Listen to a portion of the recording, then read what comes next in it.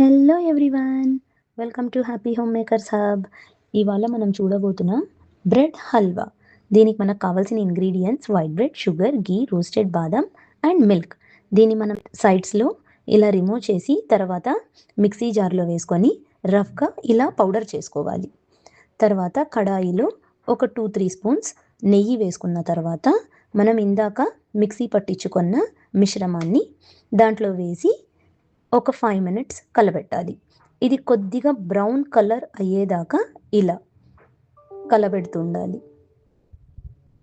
దాని తర్వాత మనం పాలు దానికి సరిపడని తీసుకొని దాన్ని వేసి మిక్స్ చేసుకోవాలి. ఉండలు లేకుండా మిక్స్ చేసుకోవాలి. తర్వాత షుగర్ సరిపోయేంత తీసుకొని మిక్స్ చేయాలి.